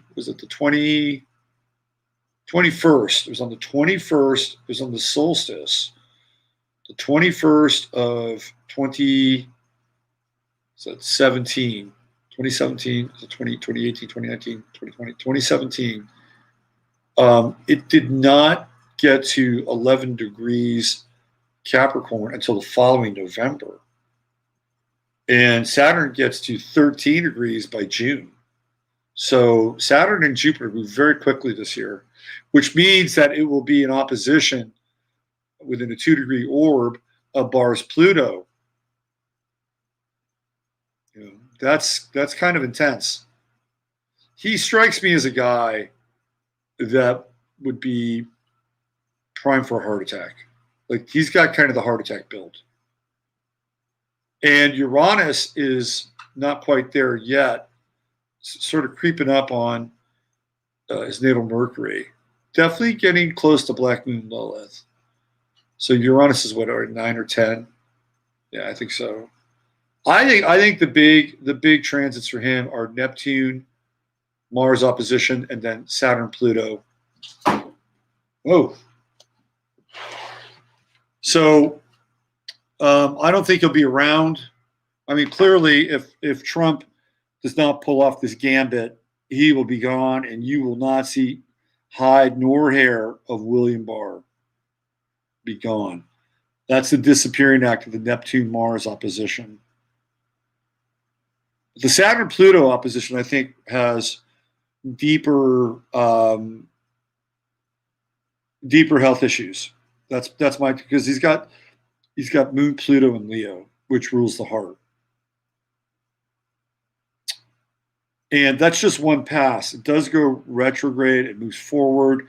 So he's going to have another pass with the opposition with Saturn, Pluto. And by that time, Mars will be in closer orb with Pluto, and he'll have a T-square with Saturn. I'm sorry, not Mars, Uranus.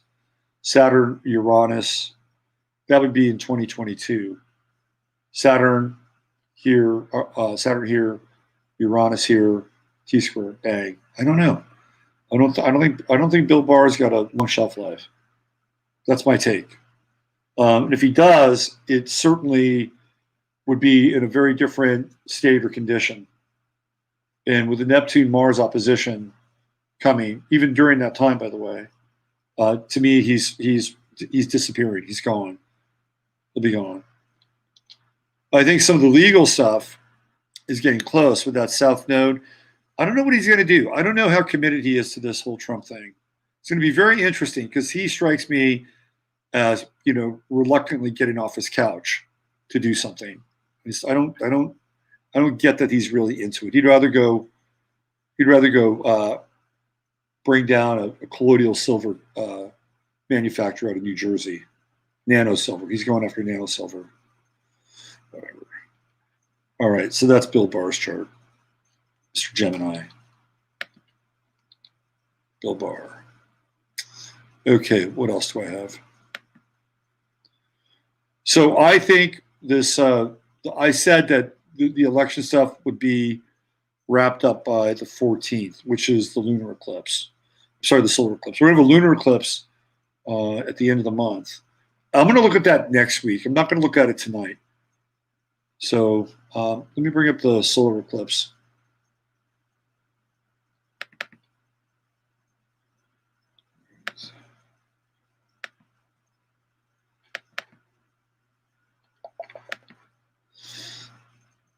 Jasper, where's that chart? Where is it, Jasper? Let's see. What we got? Okay, I think it's probably still in the chart machine. It's at the chart factory. All right, why don't I just do this? Let's just go right to this chart.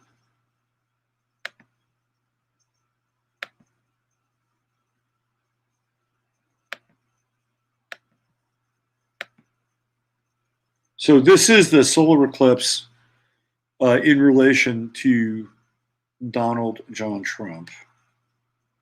And you can see, for some reason, I added an extra note in there. I think it's because I added the eclipse function. So that's where the true node is, and then right here, and then of course there's the north node. So that's just representing the eclipse. Anyway, you can see the eclipse here quite easily. Now, while the sun is not directly on Trump's moon, it is pretty damn close. Pretty damn close. And so this is how this thing is going to go down. It's going to be happening. It'll be happening on his moon, right there. Bang. There's your bang moment. There. Okay. Make sure I got it right. Oh, that's the wrong one. That's December 21st. My bad. Hold on. I was looking at him going, no. Sorry, I'm a little fried. This is the one I want right here. My bad. Yes. There it is. There it is right here. Oh, is that it? Yes, there it is. Oh, hold on. December 21st is not the 21st. It is the freaking 14th. Come on now. All right, let me get out of this. My apologies. Okay. Where are we? Eclipse 2024. All right, it's right here. Hold on. Let me edit this shit. It would be 14. The time is 13:33. Be much better. Here we go.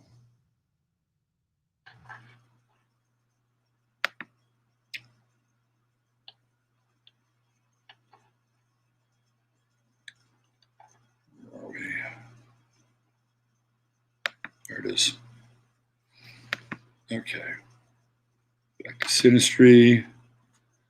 Let's do true node and descending node. All right, let's just do that. Keep it simple. Here we go. Oh, yes. I was like, this doesn't make sense. Sorry. A little fried. Here we go.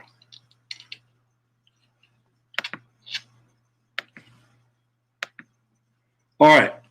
Now we can see the eclipse in action. So that's what an eclipse astrologically looks like. Sun, moon. Here we have the south node. Over here we have the true node. Right here. So when there's a solar eclipse in the opposite sign of where the true node is, of course you're going to get the south node. So what's interesting about this eclipse is that it is consonant with Trump's chart, because Trump was born on an eclipse moon. So we have the moon and the moon conjunct the south node, moon conjunct the south node, so Trump was born right here, right? There's the eclipse moon. So now we have a solar eclipse on his eclipse moon. It's almost like it's completing the circuit in some ways. Now, normally I would say that this is, I think it's quite auspicious. I'm not sure as many people could actually handle this than Trump, because this is a guy that deals with intensity. It's like everything he was doing with a lot of the impeachment stuff, he just leaned into it. You go back and you look at what was happening during that time, and even the Russiagate stuff. I mean, he just leaned into that stuff. It was like he was just consuming dark matter. It was quite interesting. So I think that he's in his element here. And I also feel like it completes this circuit with the election, where we had the Mercury station. Because even though Mercury's not stationed here, we can see Mercury in Sagittarius, right? Trump is ruled by Mercury. So we have this consummation of Mercury taking place right here. That's why I think there's going to be some resolution on the 14th. And that's a Monday, which makes sense. A lot of times they go after the news cycle on Fridays. But I think this thing gets resolved here. You look at the universal time, it's 1333. 1333. Now, the thing that Trump is also going through is the Saturn opposition. So he's hitting 74. In fact, he was 74 this last year. And you got to do something different during these Saturn oppositions. And this is usually a retirement sort of aspect at 74. It's going to be interesting. So we talked about this before. He's either going to be really doing something different, or he's going to have to be a different kind of a president, or whatever he's going to be. Now, Steve Pieczenik, that guy's got balls. I'll say that. Steve Pieczenik says he's going to be president not for 4 more years, but for 8 more years. And Trump even said that. He said that I should get an extra 4 years because you guys screwed up my first 4 years.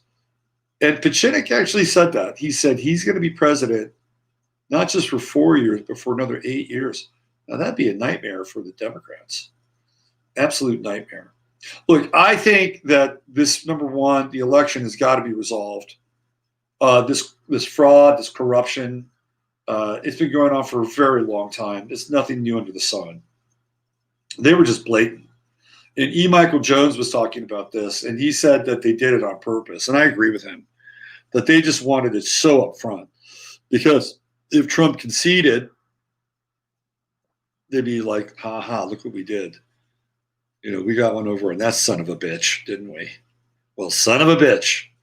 Or he would go through what he's going through now, and if he was able to pull it out, then the left would basically just throw kerosene on the fire and watch the whole thing burn down.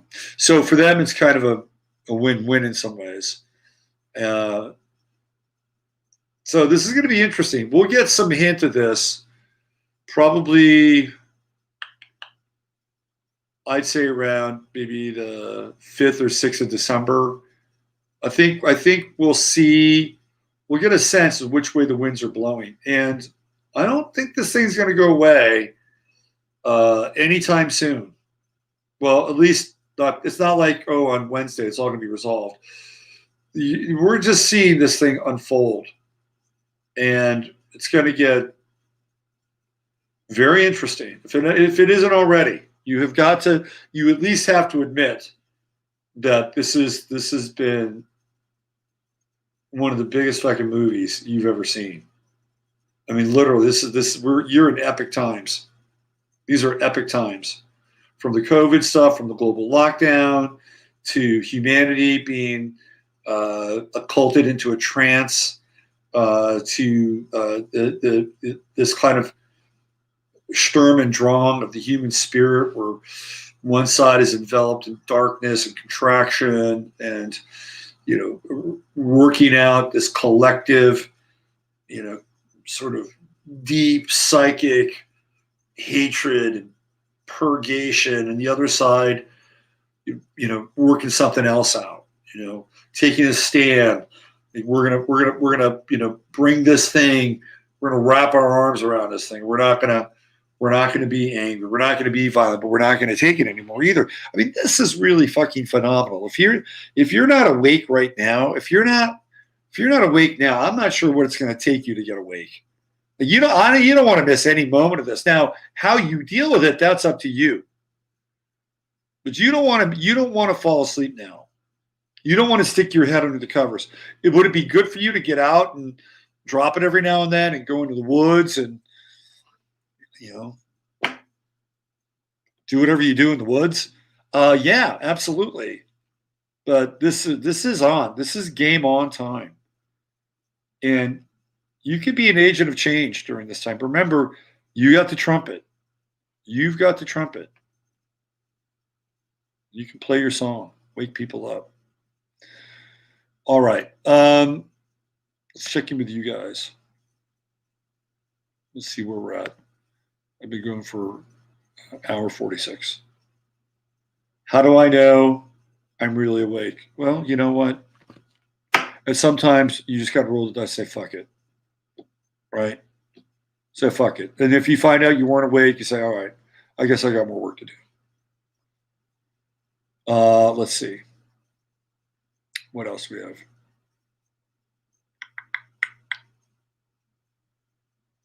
I should try wearing it again. What else we have? Toad's Wild Ride. A lot of changes in my life for sure. The 11th house. Do you think Trump was waiting for Mars to go direct to mount his defense? That's a really good question. I would say yes. I would say yes. Mm-hmm. Yep. Good night, Sue. Good night, Susie. Yes. These people, I mean, Trump is a Mason. He's a Mason. If you haven't figured that out, Newt Gingrich said he wasn't a Mason, but Newt Gingrich was lying. He's a Mason. He said he was a Mason. Trump said he was a Mason. Masons know all about astrology. All about astrology. They're hacking reality. Well, fucking hack back. Hack back. They're trying to distract us more than ever. What's really going on the backside, or is everything really just in the open? Well, I mean, where do you want to go with that? How big is your aperture? Do you want to get into the fourth industrial revolution, reset? Do you want to go into CERN and flipping the planet into some sort of dark vestibule of antimatter? I mean, where do you want to go? Of course, there's always something going on in the back end. There's always some level of distraction. Always. Just depends on where you want to check in with it. So what's really important, though, is doing your best to, right now, start turning some corners in your life. I'm going to show you something. Let me show you a little snippet of so-called reality. A little snippet of so-called reality, and how I think this is emblematic of sort of the turning of the tide. Okay? All right. Give me a second. I got to line this thing up.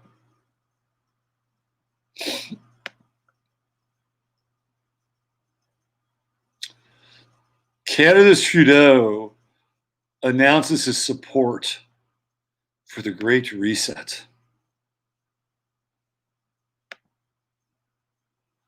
Color me shocked. All right, so here we go. 10 Dragon, you asked the question, how do I know if I'm awake? Okay, that's a really good question. So the people of Denmark people of Denmark have a very interesting technique of making sure that their politicians are awake. Let me show you. Oops, my bad. There you go.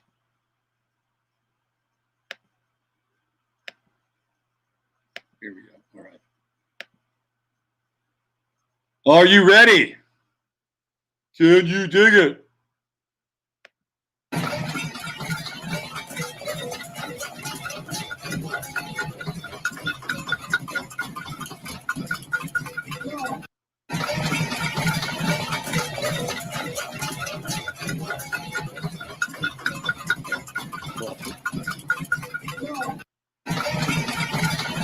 You've heard of torches and pitchforks. These are torches and pots and pans.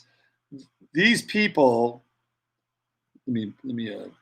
these people had 9 days of protests over new law that would be able to define groups of people who must be vaccinated. People who refuse the above can be coerced through physical detainment, with police allowed to assist. You know what they did? They withdrew the law. You know why? Because they got off their asses and they went out there with pots and pans and spoons and torches for 9 fucking days.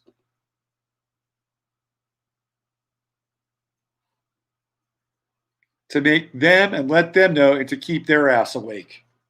9 days. That's how you do it. Right there. This is a turning point for humanity. I'm telling you right now. You're on the front lines of the great pivot. They call it the great reset. I call it the great pivot. Now, we could have another false flag. That's easy. That'd be easy. That would be a no-brainer. All right. Let me show you this one thing. I got to find this. Oh, the Clinton. Now people see the tide has turned. I love this shit. The tide has turned.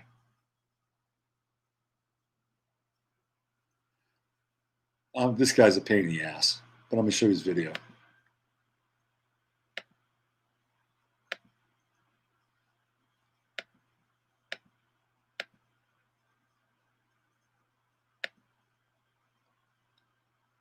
I don't know this. You know where this is?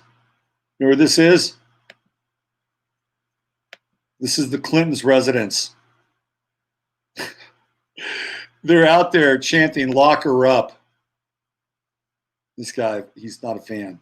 They're chanting, "Lock her up." They went to the Clintons' house. There are mobs of people outside the Clintons' house.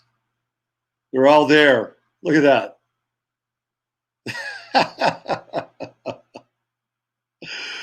This is awesome. I love it.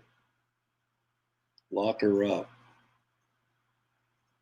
It seems like they learned a few things from Antifa. Look at them all. Look at them all.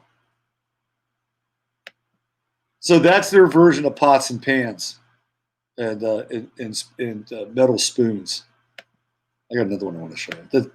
Those two are good, but this one's the best. Let me see this thing. Where is it?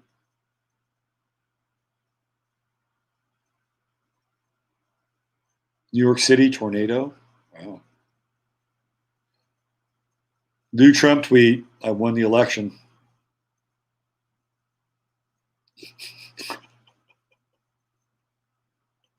You gotta love this shit. You just gotta love this shit, man. This is so fucking funny. Sorry. This is just a laugh out loud moment right here. I won the election. Official sources called this election differently. That is hilarious. I won. And Twitter just manages to chime in. That's hilarious. That's not what I want to show you, though. I want to show you. Hold on. Sidney Powell says Trump won by a historical landslide. I've seen the maps. Of course he won by a historical landslide. I've seen the maps. Trump won California. Totally won California. Oh,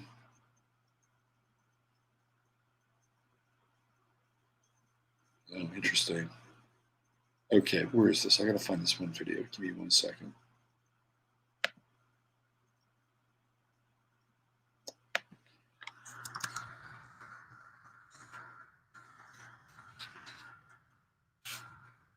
I was gonna save this one for tomorrow, but I'm not. This is rich. So I'm gonna go into Twitter one more time, you guys. You guys enjoy the hell out of this. This is when you know the tide is turning. You know it's turning when you see something like this.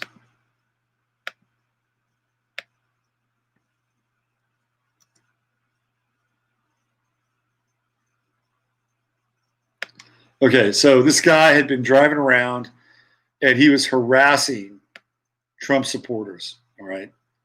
Some of you may have seen him. And look, I don't care if they're Trump supporters, but the guy was being a dick. Total dick. And it came back to him like very quickly. Okay, so I'm going to blow this up. So this guy's got his Trump flag. Watch this dude and watch what happens. You lost. You lost. Stupid asshole.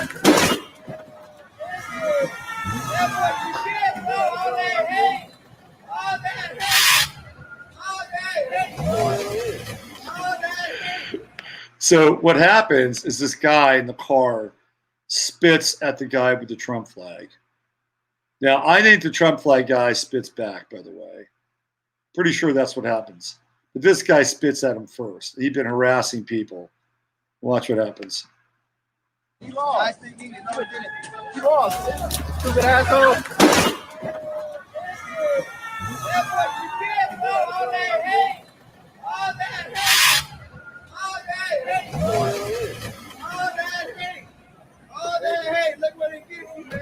All that hate. It's unfortunate that it happened, but man, that is. Oh, and now you got the cops. Oh man. Yeah, he spit on the guy. I know, he stepped on it. You know, I was the one paying attention. You know what I mean? Tell me you got all that. I did. You did? I did. Can you send it to him and then he crashes it? I got you. Can you send it to me? Okay. Thank you very much. All that hate, bro. No. You lost. You lost. Stupid asshole. Okay, so the dude with the sign, all right, he got spit on, but I don't think he should have spit back. I'm not going to condone that spitting.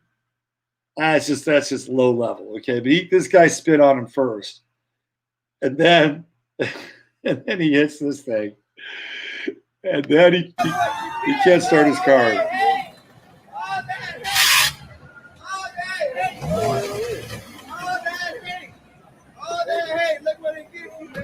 All that hate. It's unfortunate that it happened, but It's unfortunate that it happened, but Man, that is. Oh, and now you got the cops. oh man. Yeah, he spit on the guy. I know, he stepped on it. You know, I was the one paying attention. You know what I mean? I wasn't the one paying attention. Tell me you got all that. I did. You did? I did. Can you send it to him and then he crashes it? I got you. Can you send it to me? Okay. Thank you very much. Oh man, I kind of feel sorry for that dude in a lot of ways, but apparently he was being. See, I mean, look, we're in a time of justice. Okay, it's going to happen. It's going to happen. Justice will be served. It'll be served. So from Denmark to the banging of pots for 9 straight days, pots and torches in very cold weather, to the throng of people lined up outside Hillary Clinton's house, to the unfortunate bastard, poor bastard, who was harassing people and spit on the wrong guy at the wrong place at the wrong time. Things are happening in the universe. They're happening, and justice will prevail. You just got to trust in that, right? Trust in that. Have some resolve, and do your absolute best to stay integrated. It's a time to grow. Hang on to your shit. Keep it together, right? Keep it together. Keep doing the things that are going to feed your body and your mind and your soul, right? And do your best to innovate and hold your line. Hold your line. I also, again, I wouldn't be the Virgo that I am if I didn't tell you that you better be prepared for some supply lines going down, the power outages. We saw some weird shit happen last week with communication. They're already stopping to deliver lumber, right? So you got to plan for some of this stuff. And I wholeheartedly suggest, especially if you're in the northern part of the country, that you have, if it gets cold where you live, you better be able to stay warm. It's not going to be like any other winter. Apparently, if Joe Biden has his say, it's going to be a dark winter. So, all right, I'm out of here. I am out of here. Canadian conservative leader gave speech. A total leftist. A lot of them are fakes. I listened to Trey Gowdy. I don't listen to Trey Gowdy on purpose. He came across my radio yesterday, and he apparently Fox News or Fox has their kind of radio news channel, and he does a podcast or something. I don't know. And he was saying, sometimes elections aren't about dead people, rigged ballots, blah, blah, blah, blah, blah, blah, all this shit. And sometimes it's about just an upset. And there's a person who carries the voice of I don't know what the fuck he was saying. But it's like, really? You really think that? You really think that? And you're trying to sell people?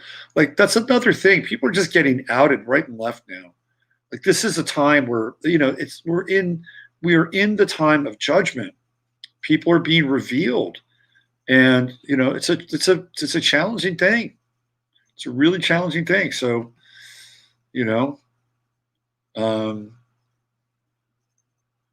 sit back and watch the movie on that level for sure. Maybe the eclipse will illuminate something in Trump's family. Kushner. Jared Kushner is a Capricorn. He's a Capricorn. Trump's daughter is a Scorpio. Don Jr. is a Capricorn. So there's a lot of Capricorn energy in the immediate inner circle. Tiffany and Eric are inconsequential. Baron's a Pisces. I think the eclipse energy next year for Melania will be something. That's for damn sure. All right, what else we have? Sick of being insulted by the media. Glad people are awake. Yeah, absolutely. The media are cooked, man. They're just so cooked. They're cooked. They will never have the same input that they've had in our lives. Never. Oh, you want the chart of the moment, Jennifer? Because you requested it. You get it. Where's the chart of the moment for, though? It's for Kerrville. Close enough. Okay.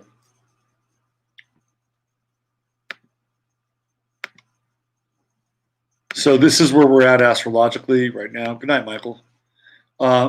Leo on the ascendant right here. We were just coming out of that new moon, which I think is really transformational. Like the energy right now, maybe a bit delusional. Moon, Neptune square, but since Sag, just go with it. I say just go with it. By tomorrow, that moon will start to move into trine with Mars. It'll be quite passionate. It'll be move closer into the square with Neptune as well. I think tomorrow I think there's going to be a lot of blame in the air. A lot of blame in the air. And you'll see, I think, people falling on one side or the other of sort of the victimization equation.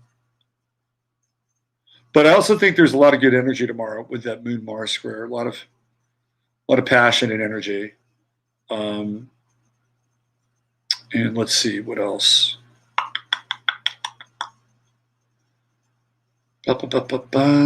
Venus, not quite there, out of the opposition. Well, we've got Venus, Saturn square, Venus, Jupiter square, Venus, Pluto square. Interesting. Well, Venus, Pluto squares are about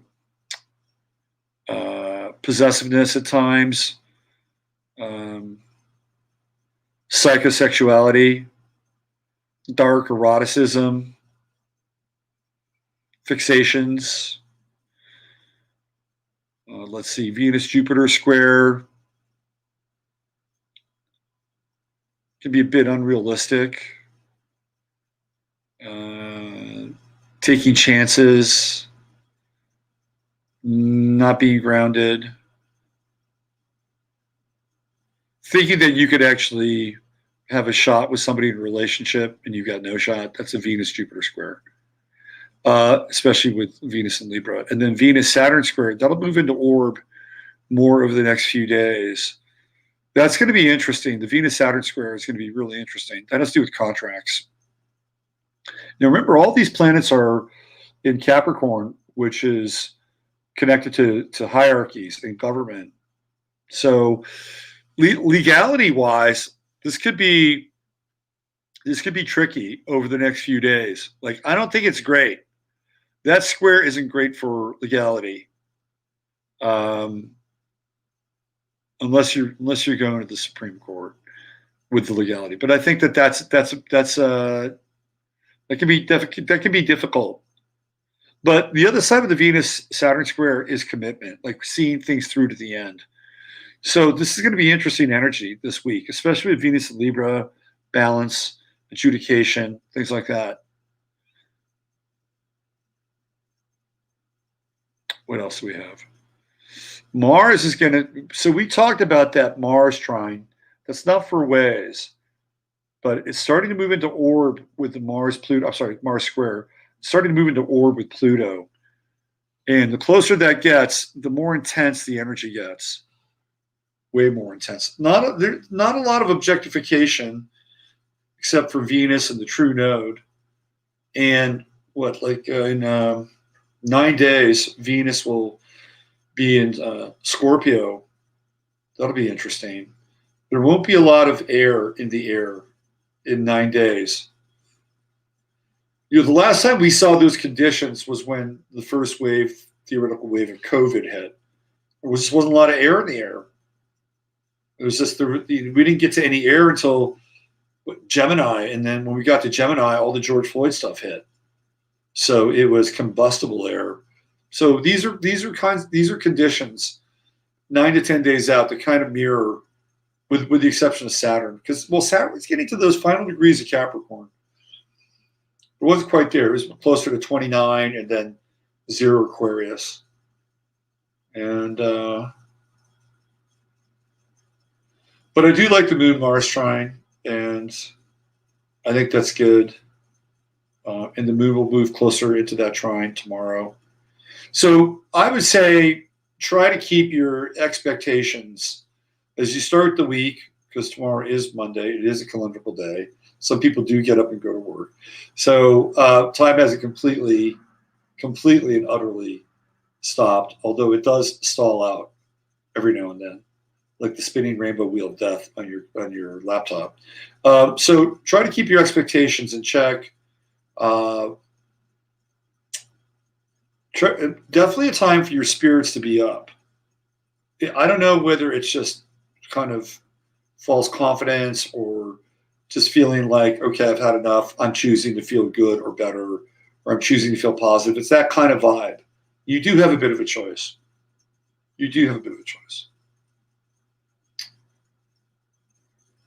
And don't get caught up in Don't try not to get caught up in other people's tales of woe with the Moon Neptune square. Don't do that. Don't take that on. I would definitely check in at the higher vibratory level of the Moon Mars trine versus the pity of the Moon Neptune square. I think the Venus, Pluto, Jupiter, Saturn square, to me, that has more to do with what's going on in terms of the election, power, et cetera, et cetera, et cetera, and seeing this thing through. That's what that feels like. Then we have a Mercury-Uranus opposition, huh? Oh, that's interesting. That's revelation. That's something revelatory to me. That's like a lightning bolt coming out of the blue. That should be interesting. And Mercury's at, what is it, 6? Let me see. Yeah, Mercury's at 6. So it's not even in complete opposition. That's going to be Tuesday. So mark your calendar for Tuesdays. See what comes through the airwaves on Tuesday. Should be interesting. Perhaps even shocking, to say the least. Okay, there's your chart of the moment. I'm out of here. Thank you, everybody, for being here and being patient and waiting around. You can find me at robertphoenix.com if you'd like a reading. I'm happy to do those things. It's what I do for a living. Tomorrow, I will be back Monday morning for 15 Minutes of Flame on the other channel. And there's some other footage that I'll play for you, some really trippy stuff. And I'm sure we'll have even more information and grist for the mill, as they say. So thank you very much. Have a great night. Leo King said, "Hell on earth, a taste." I think that's the Mars Pluto square. That's what I think. That Mars Pluto square coming up. That's going to be intensity. All right. Bye for now. Take good care of yourself. Use your head in order to discern what's real. Your heart to stay open to what's possible. I'm here and I'm keeping the lights on.